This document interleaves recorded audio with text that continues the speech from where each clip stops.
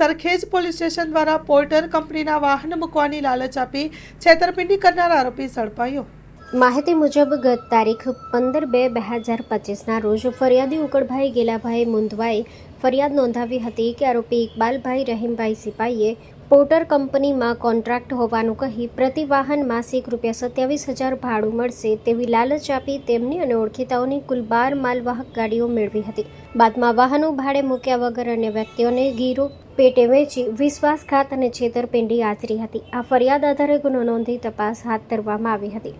Police sub inspector AR બોટિયાની ટીમે કાર્યવાહી કરી આરોપી ઇકબાલભાઈ રહીમભાઈ સિપાઈ ઉંમર વર્ષ 37 રહેવાસી ફતેવાડી વેજલપુરને ઝડપી પાડી પૂછપરછ હાથ ધરી હતી।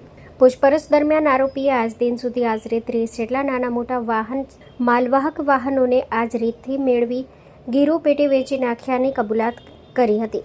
પોલીસ દ્વારા ત્વરિત કાર્યવાહી કરીને અલગ અલગ ટીમો બનાવી કુલ 17 માલવાહક વાહનો જેની અંદાજિત કિંમત ₹26.50 લાખ થાય છે તે મુદ્દામાલ કબજે કરવામાં આવ્યો છે। બાકી રહેલા વાહનો શોધવા માટે પોલીસ દ્વારા આગળની તપાસ ચાલુ રાખવામાં આવી છે। Story report by Vikramsinh Zala, Ahmedabad.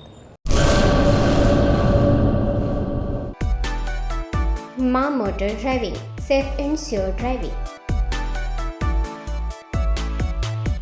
Driving એ શોખ સાથે આપની મોટી જવાબદારી પણ છે। અમારા ઇન્સ્ટ્રક્ટર દ્વારા સચોટ અને સરળ માર્ગદર્શન આપની રોજની તાલીમની માહિતી મેળવીને શું અધુરાશ છે તેના ઉપર પૂરું ફોકસ કરાય છે।